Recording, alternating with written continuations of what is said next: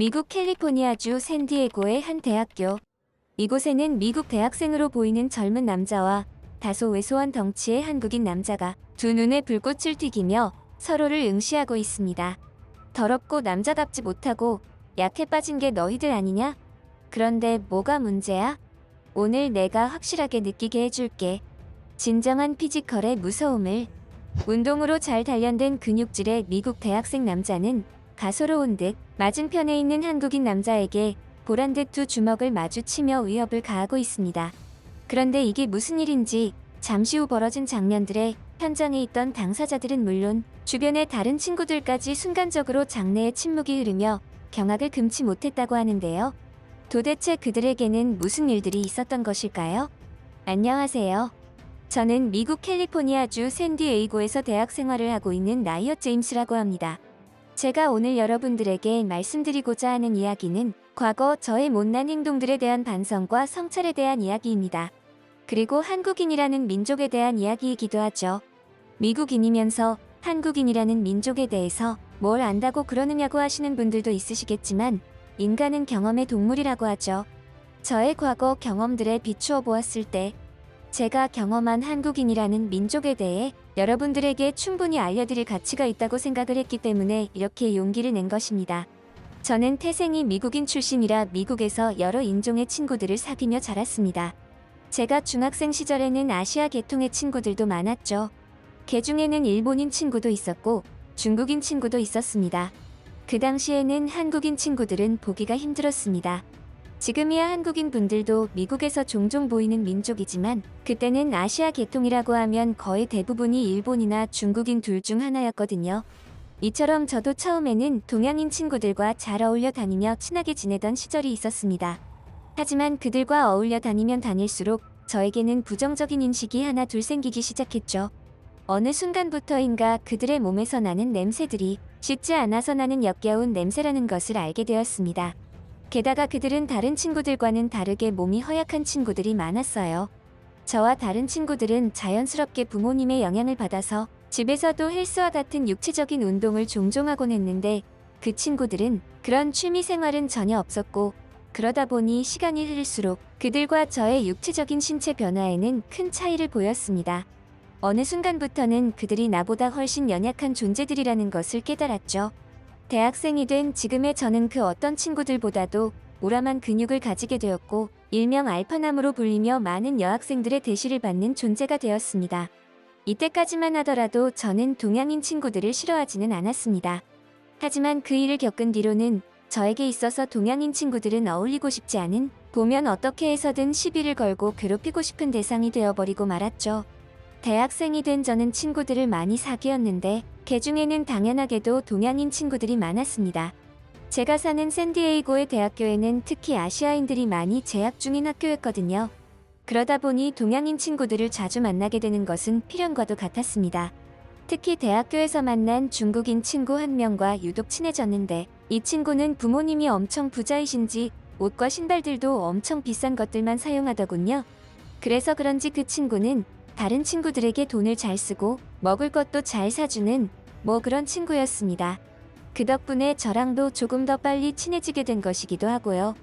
하지만 저는 그 친구를 통해 잊을 수 없는 충격적인 경험을 하게 되었습니다. 하루는 대학교 1학년 첫 방학을 맞이하여 친구들과 여행을 떠난 적이 있었습니다.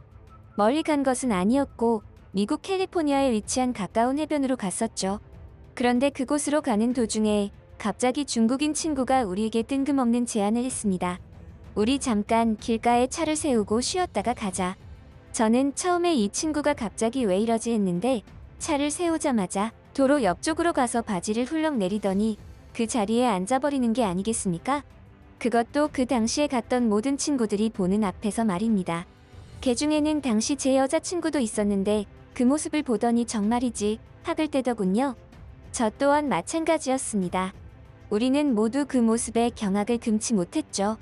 물론 위급한 상황이거나 탈이 난 경우에는 충분히 그런 행동을 할 수도 있다고 생각을 합니다.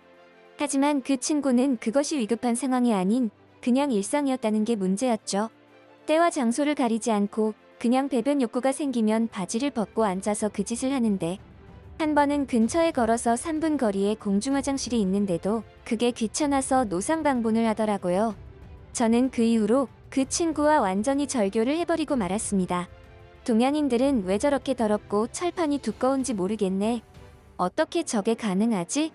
대체 어떤 생활을 해왔길래 저게 가능하냐고. 앞으로 동양인들은 절대 친구로 사귀지 않아야겠다. 친구가 뭐야? 보이는 족족 내 근처에는 얼씬도 못하도록 괴롭혀야겠어. 저는 과거 어린 시절의 동양인 친구들을 생각해보며 과연 그 당시에도 지저분하고 냄새나는 친구들이 많았던 것을 기억해냈고, 그것은 동양인들에 대한 편견을 더욱 심화시키는데 일조를 했죠. 그 이후로 저는 학교 내에서 동양인 친구들만 보이면 그들을 어떻게 골탕을 먹일까만 연구를 했고, 그 결과 저는 학교 내에서 동양인 킬러라는 별명까지 생겼습니다. 그러다 보니 어느 순간부터는 저만 보이면 슬금슬금 피하는 동양인 친구들도 생겼죠. 이때는 이러한 행동들이 잘못된 행동이라는 것을 전혀 인지하지 못했던 때였습니다. 그렇다고 해서 제가 그들에게 폭력을 가하거나 돈을 뜯어내거나 하는 불법적인 행동을 한 것은 아니었기에 학교 내에서도 교수님들은 그냥 주의 정도만 주고 끝나는 경우가 많았죠. 그런데 어느 날 제가 생활하는 기숙사에 동양인 친구가 한 명 새로 들어왔습니다. 새롭게 전학을 온 친구였는데 한국인이었죠. 기숙사는 방 하나에 2명이 생활할 수 있었고, 그동안 저는 혼자서 사용을 하고 있었던 터라 편하게 잘 지내고 있었습니다. 그러다 보니 내심 이 친구가 들어온 것이 기분이 별로더군요. 게다가 동양인 친구라고 하니까 진저리가 처질 정도였습니다. 그래서 저는 이 친구를 스스로 이 기숙사 방에서 떠나버리게 만들려고 어떻게 저 친구를 괴롭히고 골탕 먹일까 생각했죠. 제일 먼저 생각난 것은 동양인들의 불결함과 지저분함을 빌미로 망신을 주고 이 방에서 나가게 하는 방법이었습니다. 저는 저와 함께 살게 된 한국인 친구 수철을 예의주시했죠. 하나만 걸려라. 제발 하나만 걸려라. 하며 그 친구의 지저분하고 불결한 행동을 잡아내어 다른 친구들과 학교 측의 이야기에 방에서 쫓아내려 했던 것입니다. 그런데 이 한국인 친구, 참으로 이질적인 느낌이 들었습니다. 새롭게 기숙사로 이사를 들어와서 옷가지와 속옷들을 정리하는데 이상하리만치 친구의 팬티 개수가 많다는 생각이 드는 겁니다. 부모님이 속옷 장사를 하시나? 라는 생각이 들 정도였죠. 게다가 은근히 그 친구의 몸에서 나는 불결한 냄새를 맡기 위해 가까이 다가가 보았지만 수철의 몸에서는 어떠한 불결한 냄새도 나질 않았습니다. 뭐지? 이 친구는 좀 느낌이 다른데? 그렇게 몇 날 며칠을 수철과 함께 생활하며 예의주시했고, 저는 서서히 낮빛이 어두워졌고 경악으로 물들었습니다. 그 친구는 아침 저녁으로 하루에 2번씩 샤워했고 무려 팬티를 하루에 1번씩 갈아입는 것을 목격했던 것이죠. 아니, 쟤는 무슨 결벽증이 있나? 속옷은 그냥 이틀 사흘에 1번씩 갈아입어도 충분하잖아. 뭘 저렇게 깔끔을 떨어? 속으로 과하게 깔끔을 떤다고 너스레를 떨었지만 내심 저 한국인 친구의 청결함이 마음에 들었습니다. 어쩌면 한국인들은 다른 동양인 친구들과는 다르게 깔끔한 성격일지도 모른다고 생각했죠. 하지만 저는 방심하지 않았습니다. 처음에는 누구나 자신의 결점을 잘 드러내지 않기에 저 친구도 나름대로 긴장의 끈을 놓지 않고 있을 수 있다는 생각이었거든요. 어느 날 갑자기 수철이 아무 데서나 바지를 벗고 노상방분을 하는 걸 목격하게 될지도 모를 일이었으니까요. 당시 저의 속마음은 단순히 수철이 청결하다는 이유만으로 인정하기 싫었던 것 같습니다. 그래봐야 저 한국인 친구도 다른 동양인들처럼 신체적으로 연약하고 정신도 약할 테니까요. 그래서 저는 수철의 청결함과는 아무런 상관없이 단순히 기숙사에서 스스로 나가게 하기 위해 압박을 가하기로 했죠. 어이, 칭총 차인이지. 아, 맞다. 한국인이니까 칭총이 아닌가? 그래봐야 동양인들은 아무것도 못하잖아. 그냥 조용하게 하던 일이나 해야지. 단순히 상대를 불편하게 만들 의도였지만 사실에서는 안 되는 발언이었습니다. 그 발언은 중국인을 비하하는 데 사용되는 차별적인 언어였고, 그 당시에는 동양인들만 보이면 칭총거리면서 유행처럼 번졌던 밈 같은 거였거든요. 나중에야 그 발언들이 얼마나 무식하고 멍청한 짓이었는지 알았죠. 아무튼 저는 수철을 괴롭혀서 저와는 같이 생활을 못하게 만들 목적으로 그러한 짓들을 감행했던 것입니다. 하지만 저의 그러한 모욕적인 언사에 수철은 전혀 예상치 못한 반응을 보였죠. 너 지금 뭐라고 그랬냐? 뒤지고 싶니? 내가 한국인인데 칭총 차이니즈는 뭔 개같은 소리야? 네가 그딴 식으로 나를 부르고 싶으면 칭총이 아니라 킹콩이라고 불러야 돼. 뭔 말인지 알아? 너 한 번만 더 그딴 식으로 나를 부르면 그때는 진짜 세상 하직한다고 생각해라.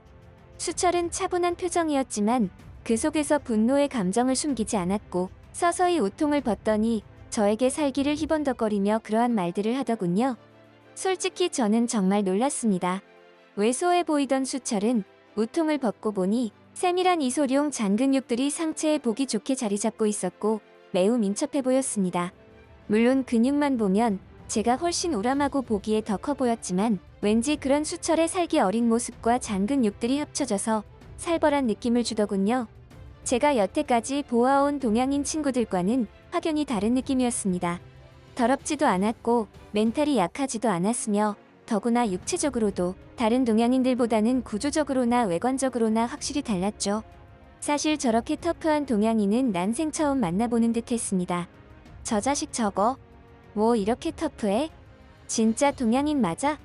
그러한 일이 있고 난 뒤로는 한국인 친구 수철의 터프함에 저를 포함하여 저와 어울리는 다른 친구들도 조금은 주눅이 든 듯했습니다. 우리끼리도 그때는 무턱대고 장난이 좀 심했다며 이제 수철을 괴롭히는 짓은 그만하자는 식으로 이야기하는 친구들도 많았으니까요. 제 생각도 비슷했습니다. 수철을 더 이상 자극했다가는 무슨 사달이라도 날 것 같아서 이쯤에서 그만두려고 했죠. 그러한 일이 없었더라면 말입니다. 어딜 가나 눈치 없는 인간들이 존재하지 않습니까? 제가 어울리는 친구 중에서도 비단 그런 눈치 없는 인간이 존재했죠. 우리가 어떤 놈들인데 저런 동양인 한 명한테 쫄아서 이러는 거야? 이봐 라이엇, 맞짱이라도 떠야 하는 거 아니냐고. 눈치 없는 친구는 더더욱 눈치 없게 저를 자극하는 말을 서슴지 않았습니다. 이에 주변 친구들은 우리가 중고등학생들도 아니고 이제는 대학생인데 그렇게까지 할 필요가 있느냐고 했지만 눈치 없는 친구는 그럼에도 불구하고 흥분을 가라앉히지 못하고 계속해서 한국인 친구를 그냥 내버려 두어서는 안 된다는 주장을 내세웠죠. 듣고 보니 우리가 모두 그 한국인 친구 한 명 상대하지 못해서 도망가는 모양새로 비추어지는 것 같아서 살짝 자존심이 상하기도 했습니다. 뭐 솔직히 수철의 모습이 터프하고 잔근육들의 정체가 의심쩍기는 했지만 그렇다고 해서 제가 싸워서 질 것 같다는 생각은 들지 않았습니다. 정당하게 주먹 대 주먹으로 싸운다면 말이죠. 그래서 저는 저와 친구들의 자존심을 되찾고 이 상황을 마무리 짓기 위해서 친구들과 단체로 수철을 찾아갔습니다. 찾아가서 대범하게 수철에게 맞짱을 신청하고 수철의 사과를 받아낼 심산이었죠. 솔직히 제가 맞짱을 뜨자고 하면 미안했다고 사과를 할 줄 알았습니다. 하지만 돌아온 수철의 반응은 저의 등골에 흐르는 땀이 식을 정도로 차갑고 냉정했죠. 시간이랑 장소는 맞짱이 정식으로 합의가 된 상황이었습니다. 곧바로 시간과 장소를 알려달라는 수철의 대답에 자칫하면 꿀먹은 벙어리가 되어버릴 뻔했죠. 다행스럽게도 같이 갔던 친구 한 명이 임의로 시간과 장소를 대신해서 말해준 덕분에 바보 신세는 면했습니다. 맞짱이 구두로 합의가 된 상황이 되어버리자 그때부터 왠지 심장이 두근거리기 시작했습니다. 덩치로 보나 근육으로 보나 체급으로 보나 제가 수철에게 밀릴 것은 하나도 없었지만 이상하게 떨리더군요.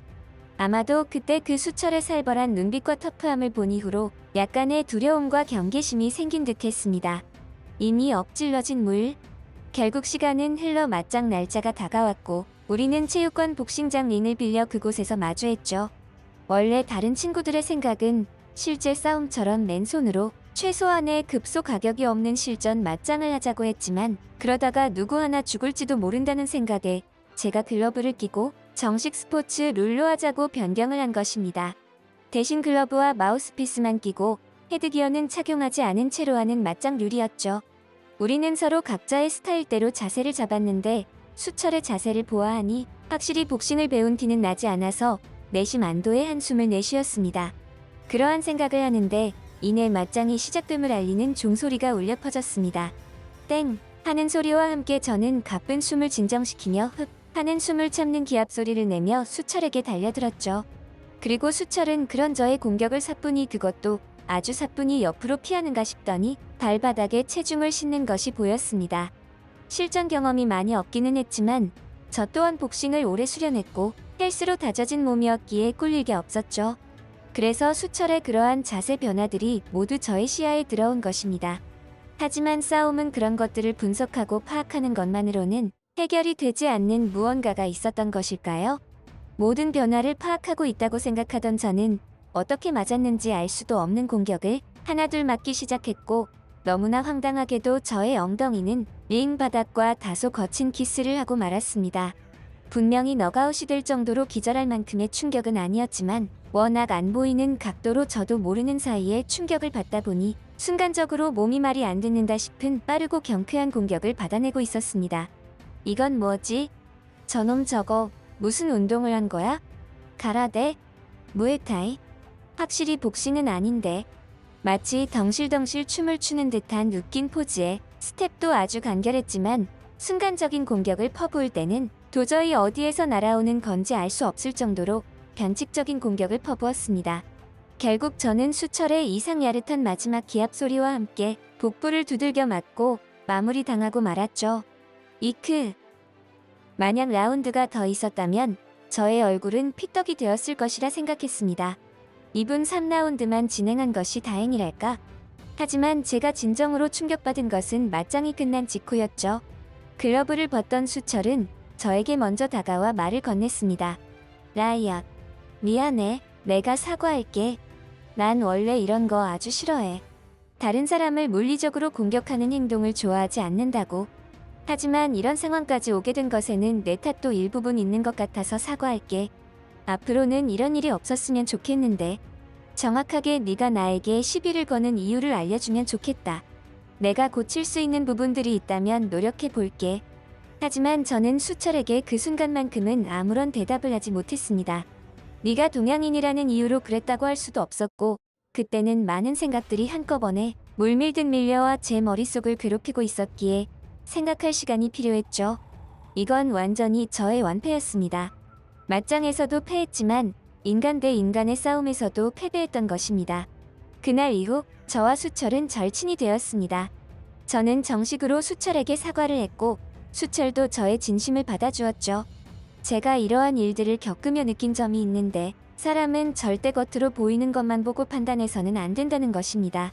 상대방의 키가 작거나 왜소하거나 조용하다고 해서 우습게 보면 안 된다는 말이죠. 특히 미국에서 사는 한국인들은 아주 조용하고 점잖게 생활하는 사람들이 많습니다. 하지만 그렇다고 해서 그들이 약하다고 생각하면 큰 오산입니다. 그들은 그저 남에게 피해를 주고 싶지 않은 것뿐이니까요. 그들 자신이 피해를 당하면 그 어떤 민족보다 전투적이고 터프한 민족이 바로 한국인들이었습니다. 그들은 칭총이 아닙니다. 그들은 그야말로 킹콩과도 같은 민족이죠. 혹시라도 미국에 있는 한국인 주민들에게 행여나 업신여기는 행동이나 모욕적인 언행들을 했던 사람들에게 경고하겠습니다. 킹콩을 건드리면 언제 어디에서 찢어발겨질지 모르니 다시는 그런 행동을 하지 마세요. 대한민국 서울의 한 지하철 막차 시간. 저 시뻘건 사람들은 다 뭐야? 한국은 올 때마다 왜 이래?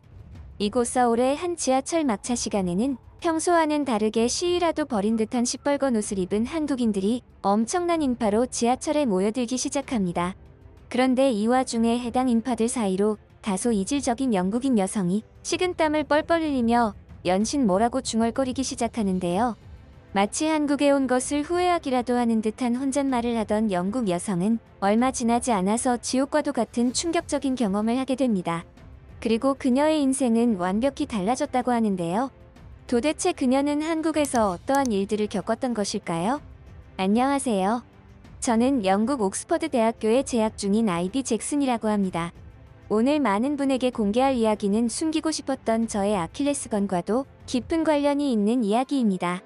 그리고 한국과도 깊은 연관이 있는 저의 인생 이야기죠. 저는 과거 한국의 음악과 드라마와 같은 문화들을 아주 사랑하는 평범한 여대생이었습니다. 저뿐만 아니라 다른 친구들도 한국을 좋아하는 친구가 많았는데 물론 지금은 예전보다 훨씬 많이 늘어났지만 그때는 소수의 정예부대 정도로 생각하시면 될 것 같습니다. 그러다 보니 한국을 좋아하는 친구들끼리 클럽 같은 것도 만들어서 정기적으로 모여서 한국의 음악을 즐기고 한국의 드라마와 영화를 즐겼죠. 그리고 어떤 날들은 그동안 접해보지 못했던 한국의 음식들에 도전하는 이벤트를 진행하기도 했습니다. 너무나 즐거운 시간이었어요. 만약 저에게 그러한 일들이 없었더라면 저는 한국에 대한 무한한 사랑만을 지닌 채 지금까지도 그 감정을 그대로 가지고 있었을 겁니다. 한국의 문화 콘텐츠들을 즐기다 보니 어느새 친구들끼리 한국을 직접 체험하고 싶다는 이야기들까지 나오게 되었고, 우리는 결국 십시일반 돈을 모아서 한국으로 여행을 떠나기에 이르렀죠. 첫 한국 여행이었지만 우리는 오랜만에 만나는 남자친구를 만나듯 행복한 시간을 보냈습니다. 하지만 여행 막바지에 그 사달이 나버리고 말았던 것이죠. 우리는 타이밍을 잘못 잡은 듯 했습니다. 아마도 그때가 한국인들이 퇴근하는 시간이었나 봐요. 그 당시에 저는 지하철로 엄청나게 몰리는 인파들을 보며 기겁을 하며 탑승을 했죠. 그때는 지하철 안이 아주 빽빽하게 사람들로 들어차서 숨을 쉬는 것조차 쉽지가 않더라고요. 그러다가 제가 내릴 목적지에 도달하여 내리려고 했는데 워낙 사람이 많은 장소에서 붉은 옷에 온몸에 금을 두른 독특한 남자가 저를 지속해서 밀치는 바람에 목적지에 내리지 못하고 말았습니다. 그리고 한참이나 숨막히는 지하철 안에서 식은땀을 흘리고 죽음의 공포에 휩싸이고 말았죠. 그때부터였습니다. 저에게 폐소공포증이 생긴 것은 말이죠. 그러한 일이 있었던 뒤부터는 저에게 있어서 한국인들은 공포의 대상이 되어버리고 말았습니다. 그때는 그렇게 무섭더라고요. 그 당시 지하철에서 밀침을 당하는데 아무래도 남자한테 밀리다 보니 여자인 저로서는 대항조차 할 수 없는 상황으로 생각되었고, 그것이 곧 이루 말할 수 없는 공포심으로 다가왔죠. 물론 제가 만난 다른 한국분들은 정말 친절하고 좋았지만 유독 지하철에서의 그 경험 때문에 그런 좋은 부분들까지 희석되어 버리는 그런 상황이었습니다. 그렇게 첫 한국행은 저에게 많은 상처를 안겨주었죠. 그런 저에게 최근 들어 아주 고민되는 일이 하나 생겼습니다. 그것은 다름 아닌 다시 한번 한국 여행을 가자는 친구들의 제안이었어요. 물론 그 친구들도 제가 한국에 대한 두려움이 있다는 것을 알고 있었지만 오히려 그럴수록 더더욱 한국에 재방문해서 그런 부분들을 깨끗하게 없애야 한다나 뭐라나. 저는 처음에 그런 말도 안 되는 소리는 집어치우라고 했습니다. 그건 너희가 한국에 가고 싶으니까 하는 소리지. 나한테는 무모한 도전이 될 것이고 상태가 더욱 악화하면 너희가 책임질 것이냐며 따지기까지 했죠. 하지만 친한 친구 한 명이 그런 저에게 거절할 수 없는 제안을 해버리고 말았습니다. 제가 그토록 갖고 싶었지만 가질 수 없었던 한국의 아이돌 굿즈 아이템이었죠. 우리 친구 중에서도 오직 단 한 명만이 가지고 있던 친필 사인 굿즈 아이템이었습니다. 이번 한국 여행에 동참한다면 그것을 저에게 양도하겠노라고 그 친구는 약속했죠. 그야말로 솔깃한 제안이 아닐 수 없었습니다. 까짓거 그냥 한번 다녀올까? 한 번만 참으면 내가 그토록 원하던 것을 손에 넣을 수가 있잖아. 최대한 몸을 사리면서 지하철만 타지 않으면 충분히 한국 여행도 좋은 시간이 될 텐데. 하지만 이내 한국에서의 지옥철 경험이 떠오르며 손이 바르르 떨리기 시작했죠. 그리고 그 당시에 저를 밀어 제끼던 붉은 옷의 귀금속 남자가 떠올랐습니다. 숨막히고 죽을 것 같은 그 지옥 같은 느낌은 잊히지가 않았죠. 하지만 저는 용기를 내었고 친구들과의 두 번째 한국 여행에 동참했습니다. 사실 저야 두 번째지만 친구들은 여러 번 한국을 방문했었기에 저보다는 훨씬 한국의 지리에 대해서 빠삭하게 알고 있었고, 누가 보면 한국에 사는 애들처럼 행동하는 것이 제가 보기에는 부럽기도 하고 웃기더군요. 저도 그러한 일들이 없었더라면 저 친구들처럼 한국의 문화들을 마음껏 만끽하고 있었을 텐데 라는 생각이 절로 들었죠. 클로스트로포비아라고도 불리는 폐소공포증이라는 것은 특정한 공간이나 상황에서의 폐쇄된 느낌에 대해 과도한 두려움이나 불안으로 이어지는 불안장애였는데 이게 한번 생기고 나니까 쉽게 사라지지 않더라고요. 늘 폐쇄적인 공간에 들어가게 되면 불안해지고 식은땀이 나니까 일상생활에서도 너무나 큰 불편들이 있었습니다. 하지만 친구들의 배려로 한국 여행에서만큼은 그러한 폐쇄적인 공간은 최대한 피했고 넓은 곳에서 한국 여행을 만끽했습니다. 아주 좋더군요. 오랜만에 한국에 대한 사랑이 다시 뿜뿜 솟아나는 기분이었어요. 그 일이 있기 전까지는 말이죠. 우리가 반드시 한국 여행에서 가려고 했던 식당이 한 곳 있었는데 알고 보니 그 식당은 무려 건물 높이가 50층이 넘는 곳에 존재했습니다. 한국의 고층 건물 안에 존재하는 식당이었거든요. 분명히 그 식당은 멋진 한강 야경을 지닌 분위기 있는 식당이었지만 저에게 있어서는 큰 도전과 모험이 도사리는 숙제와도 같았습니다. 눈치채셨겠지만 저 높은 층에 가려면 무조건 엘리베이터를 타야 했으니까요. 친구들은 저에게 양해를 구했습니다. 저를 위해 이곳은 예약하지 않으려고 했는데 이번 여행의 핵심적인 장소라서 부득 선택하게 되었다며 저와는 제일 친한 친구 한 명은 제가 이곳을 가지 못하겠다 싶으면 자기가 저와 함께 다른 식당으로 가겠다는 말까지 했죠. 저는 이런 친구들에게 민폐를 끼치는 기분이 싫었고 그들의 소중한 추억까지 저로 인해 악영향을 끼치는 것이 싫었습니다. 그래서 저는 까짓거 한번 시도해 보겠다고 했고 우리는 모두 엘리베이터에 탑승하여 수십 층의 상공에 있는 식당으로 향했죠. 그 순간만큼은 정말이지 없던 고소공포증까지 생기는 느낌이 들었습니다. 분명히 엘리베이터는 빠른 속도로 올라가고 있었지만 저에게 있어서만큼은 슬로 비디오처럼 느껴졌죠. 온몸에는 식은땀이 흐르기 시작했고 불안해지기 시작했습니다. 더구나 가는 도중에 몇 번이나 띵동 소리를 내며 중간마다 다른 사람들이 탑승하고 하차하고를 반복했는데 그 덕분에 식당으로 향하는 그 시간은 억겁의 시간처럼 느껴졌죠. 그리고 결국 저는 식당에 도착하기도 전에 실신할 위기에 봉착했습니다. 까딱하면 정신을 놓을 지경이었죠. 그런데 바로 그 순간 엘리베이터에 함께 타고 있던 한국인 남자분이 저에게 다가왔습니다. 저기요. 심호흡해보세요. 지금 거의 다 도착했거든요. 눈 감으시고 지금 여기가 엘리베이터라 생각하지 말고 넓은 해변이라고 생각해 보실래요? 들이쉬고 내쉬고 지푸라기라도 잡는 심정이었던 것인지 저는 그 남자가 시키는 대로 했고 서서히 불안 증세가 안정되는 것을 느꼈습니다. 마치 마법이라도 부린 것 같더군요. 결국 저는 무사히 식당에 도착할 수 있었고 친구들과의 즐거운 추억을 만들 수 있었습니다. 그 당시에는 너무 정신이 없어서 저에게 도움을 준 남자분에게 제대로 감사의 인사도 드리지 못했던 것이 조금은 마음에 걸렸지만요. 한국인들은 무서운 사람들이 많다고 생각했는데 이렇게 자기 일도 아닌데 큰 도움을 주려고 하는 이타심이 깊은 사람들도 있구나라고 생각했죠. 내심 기분이 좋아졌습니다. 한국에 대한 좋은 이미지가 생기면 생길수록 마음 놓고 한국을 사랑해도 되는 그 자체가 너무 기분이 좋았죠. 친구들의 배려와 한국분들의 이타심 있는 행동 덕분에 우리의 여행은 아주 흡족하고 행복한 순간들의 향연이었습니다. 다시금 한국에 대한 사랑이 목구멍까지 꾸역꾸역 올라올 정도로 말이죠. 우리는 저녁 시간까지 즐거운 한국 여행을 만끽했고 이윽고 지하철 막차 시간이 다가오자 아쉬운 발걸음을 돌렸습니다. 친구들의 말에 따르면 한국에서 지하철이 제일 복잡한 시간이 출근 시간과 퇴근 시간이라고 했는데 그 시간대만 피하면 비교적 쾌적하게 지하철을 탑승해 이동할 수 있다고 하더군요. 과거 첫 한국 여행에서는 그러한 부분들을 알지 못해서 그 사달이 나버렸으니 이번에는 최대한 많은 정보를 섭렵했던 것입니다.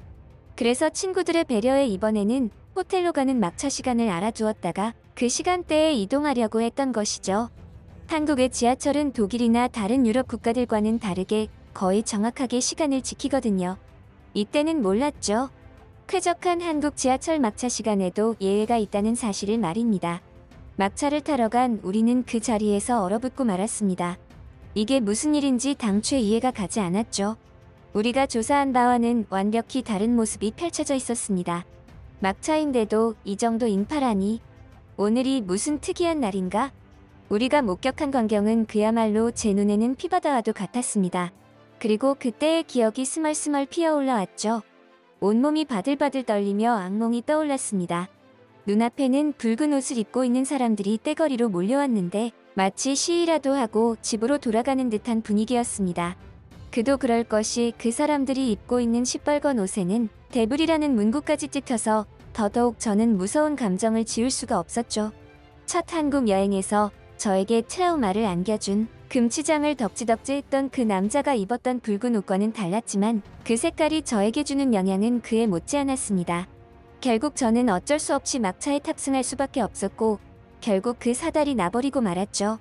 엄청난 인파에 밀려 탑승한 지하철 내부에서 숨막히는 상황에 호흡곤란이 왔습니다. 그리고 결국 정신을 잃고 말았죠. 눈을 떠보니 병원이었습니다. 친구들의 말에 따르면 제가 호흡곤란이 와서 실신했었고 지하철 안에 있던 한국분들과 구조대분들 덕분에 무사히 이곳까지 오게 되었다고 했죠. 외국인인 저를 나 몰라라 하지 않고 위급한 상황에 도움을 주신 한국분들에게 너무나 감사한 마음이었습니다. 특히 시위하고 온 듯한 무서운 레드 데블 티셔츠를 입은 한국분들에게 이러한 온정이 있다는 것에 매우 놀랐죠.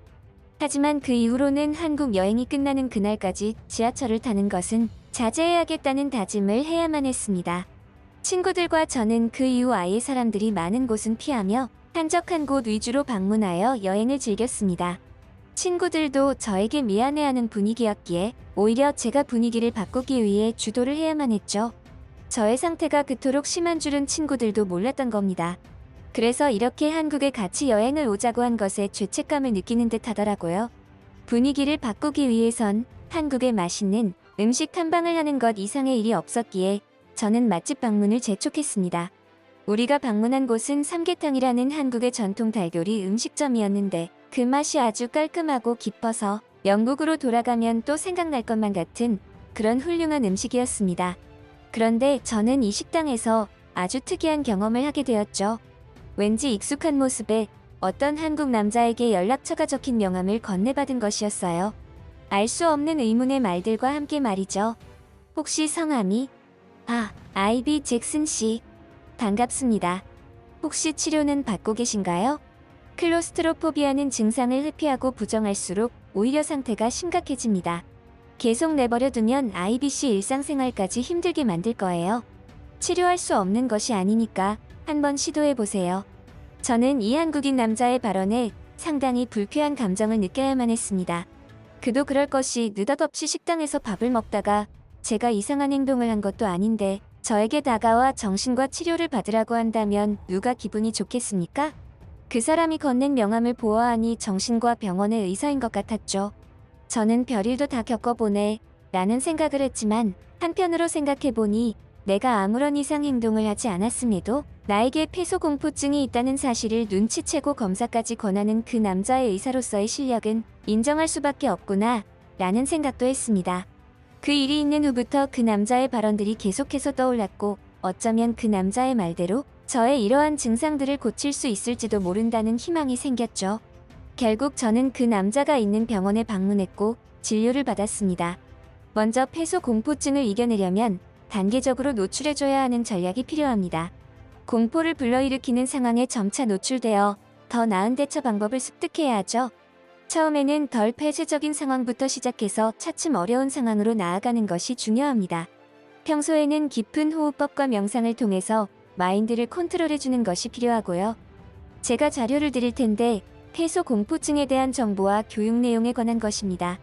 자신이 겪고 있는 문제에 대해서 제대로 파악하는 것이 결국 그것을 이겨낼 힘을 기르는 것이죠. 여기까지 오시는데 많은 고민과 힘든 결심이 필요하셨을 겁니다. 하지만 나중에는 정말 잘한 선택이라고 생각하실 거예요. 그런데 진짜 저 기억 안 나세요? 우리 구면인데 63빌딩에서 알고 보니 이 남자는 63빌딩 엘리베이터에서 저에게 도움을 주었던 바로 그 남자분이었습니다. 순간적으로 뭐 이런 인연이 있나 싶어서 소름이 쫙 돋더군요. 반갑기도 했고요. 그때 참아드리지 못한 감사의 인사를 이제야 제대로 할 수 있었으니까요. 과연 그분은 명이셨습니다. 그분 덕분에 저는 온전히 그 트라우마를 극복할 수 있었죠. 그분이 저에게 권했던 치료 방법들은 아주 전략적인 방법들이어서 저뿐만 아니라 저와 같은 증상을 겪고 있으신 다른 분들에게도 분명히 도움이 될 것이라는 생각이 들었습니다. 한국인들은 제가 생각했던 것 이상으로 훨씬 온정있고 자상하다는 것을 다시금 깨달았죠. 지금은 영국으로 돌아와 저의 일상을 만끽하고 있습니다. 그리고 요즘에는 제가 먼저 친구들을 선동하여 한국 여행을 가자고 꼬드기는 상황이죠. 심지어 제 남동생은 언제부터인지 한국 빠돌이가 되어서는 한국 국가대표 축구 경기를 하는 날이면 친구와 함께 시뻘건 옷을 입고 응원까지 하더라고요.